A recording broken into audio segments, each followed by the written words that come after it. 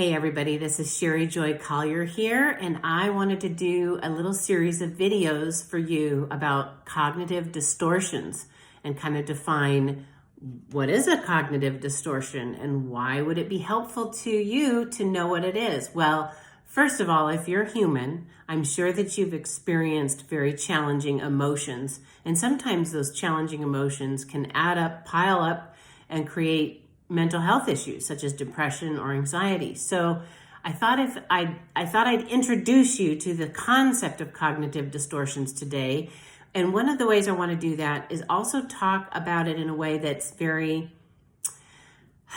common for all of us. So another way to talk about cognitive distortions is to talk about lies that we are believing. And the lie might be just a little itty bitty lie that kind of snuck in there with some truth, quite a bit of truth. So they can be hard to detect at times. And if you are a follower of Jesus Christ, if you're a believer, you know that not only does your flesh and your fleshly brain throw up these lies into your awareness, so does the enemy. And the enemy wants you stuck.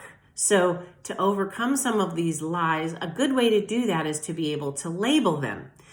One of the ways that we can label them is to define some of the cognitive distortions that have been detailed already. So I'm going to just kind of read just a little bit about cognitive distortions. Cognitive distortions are types of thinking patterns that emphasize negative biases. Mental health professionals first described them in the late 1970s and early 1980s. But I will tell you that the Apostle Paul and many other scriptures also talk very much about how we are to think. Research from 2017 suggests that people may develop cognitive distortions to cope with adverse life events. The more prolonged and severe these adverse events are, the more likely it is that one or more cognitive distortions will form. In simple terms, experiencing stress could cause you to adapt your thinking in useful ways for the immediate survival, but these thoughts aren't rational or healthy in the long term. Research suggests that cognitive distortions may occur in numerous mental health conditions, including depression, dysphoria, and anxiety disorders. However, cognitive distortions are not considered a mental illness on their own. It is completely natural to experience cognitive distortions from time to time.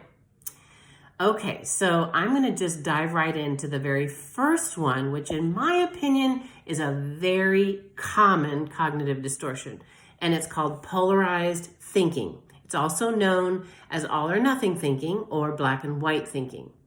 This distortion occurs when people habitually think in extremes without considering all the possible facts in a given situation. When you're convinced that you're either destined for success or doomed to failure, that the people in your life are either angelic or evil, you're probably engaging in polarized thinking. This kind of distortion is unrealistic and often unhelpful because reality often exists between the two extremes.